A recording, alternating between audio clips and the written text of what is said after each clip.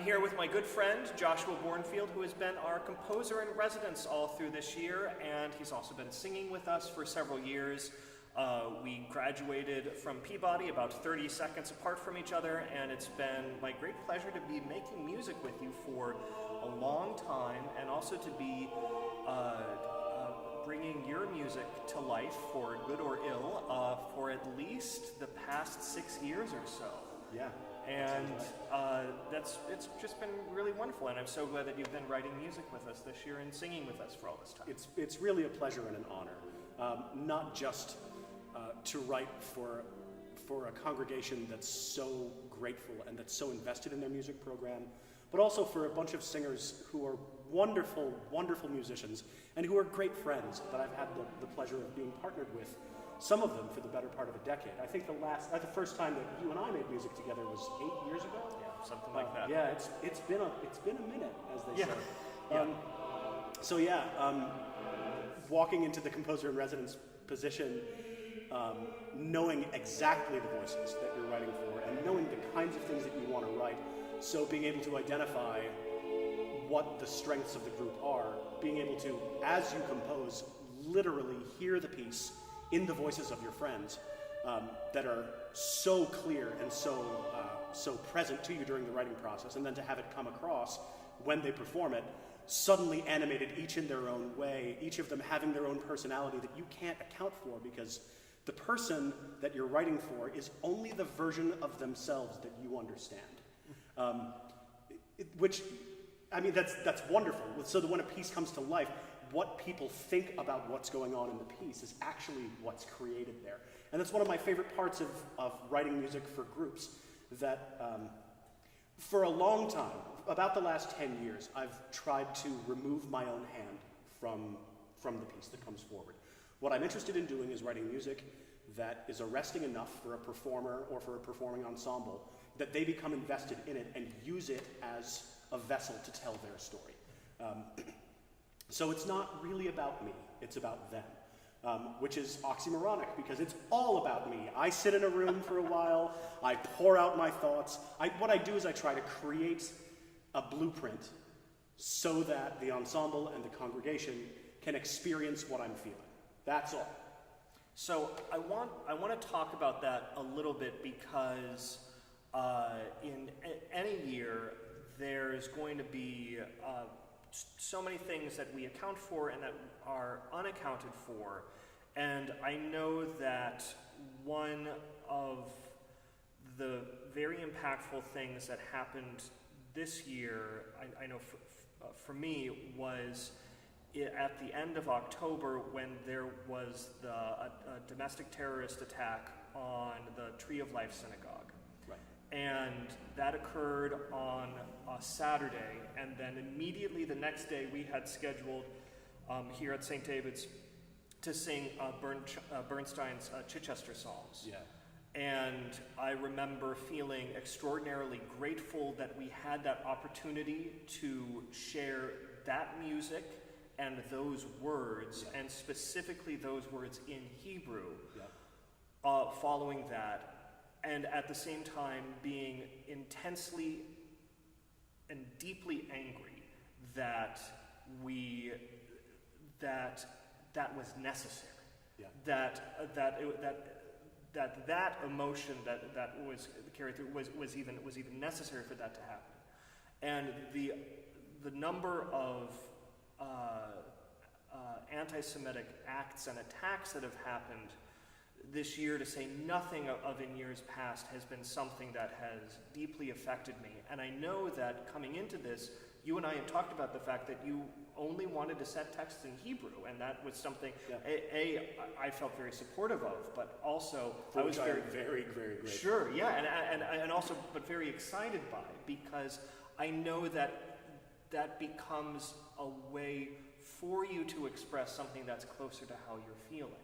Right. And that allows us as an ensemble and as a congregation, as audience members, as listeners, to be able to get closer to that. Yeah. And could you talk a little bit about, we've sung a couple of your pieces throughout the year. We sang Michamocha leading into the Easter Vigil, and we sang O Say Shalom at Good Friday, and some other times we've also offered that piece in the wake of some of these attacks, and I've been grateful that we've had that setting as a way to come together and respond to that through music. I was wondering if you could talk a little bit about then this piece that you've written, because it very consciously deals with language and music and these kinds of events and responding to these hateful events. Right. And I'm wondering if you could, I know that's a lot to encapsulate, but I'm wondering if you could at least see your way through that. Sure. So first things first, the text of the piece is a prophecy from the book of Isaiah, chapter 2, verse 4. The prophecy that's very commonly known as, nation shall not rise up against other nation. Rather, nation will not raise a sword against another nation, neither shall they study war anymore. The swords to plowshares. Exactly. So I became interested in reading what the actual words were when, in April, 6 months to the day after Eitz Chaim, the Tree of Life synagogue massacre occurred, there was another copycat shooting that happened at a synagogue in South Central California. So in the wake of that shooting, I just wanted to read the words. I wanted to see what they actually meant. I wanted to connect with them, because that prophecy, it's very special. It's very, very special to me, and it's special to the Hebrew people, and it's incredibly special to the Christian world. And I like it because it's a prophecy that doesn't directly rely on God to fulfill it. It's one that we have to work for. And there's a promise at the beginning of Isaiah 2:4, and he shall come as a judge unto the nations, and he shall judge among the peoples.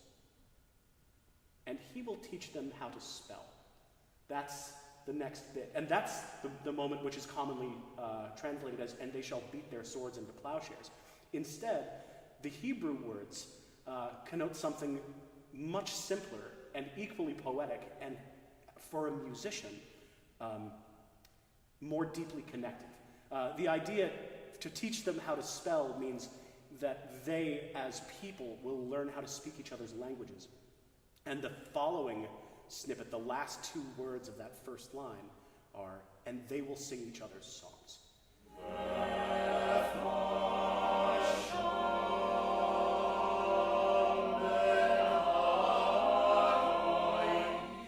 And I found that so profoundly moving that there was no way I was letting that weekend get away from me without giving those words some thought, without sitting with them personally, uniquely, alone,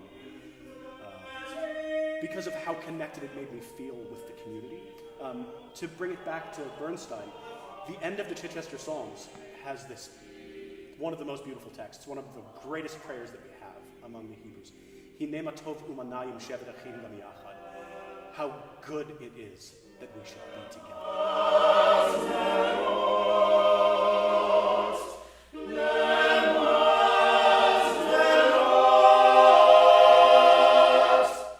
So, yeah, LoYisa Goy plays on that concept of togetherness, that we'll teach each other the words, we'll teach each other the language. Nobody in this room other than me probably will speak Hebrew, and my Hebrew, it's scant at best, if I'm being completely honest. Judaism was in my family, but it's something that I only discovered as a faith in college, and so I'm kind of playing catch-up. I didn't go through Hebrew school. At this point, I know maybe 1,000 words well enough to recognize them immediately. I can't speak it fluently. I know some prayers by heart, just by rote. But the concept of having a room full of English language speakers, asking them to sing in a Semitic language, and asking them also to sing, period, in the circumstance in which they expect that the other will be singing, right? And in this case, it's a tribe. It's congregation versus singer. That's not the case. We're all one people, and we're going to unite. We're going to teach each other our songs. We're going to teach each other our languages, and we're not going to fight in wars anymore. We're not going to war amongst each other. And that's the message and the piece that Josh has written for not just the choir, but also the congregation that will be experiencing and teaching and learning and sharing this coming Sunday at the closing Evensong, the closing event of our 2018-2019 music series. And this will also be, it'll be the last part of your being composer in residence, but that doesn't mean we're going to stop singing your music, because it's wonderful to sing, and the message that it brings and what it allows us to express together is really something special and something that we need to hear more of in this world. And I'm very grateful that you wrote that for us. It's an honor and a pleasure. I'm grateful to have had this conversation. Thanks, Josh. And we'll see you on Sunday for Sundays in Song. I'm Doug Buchanan. This is Josh Bornfield, and we look forward to singing with you.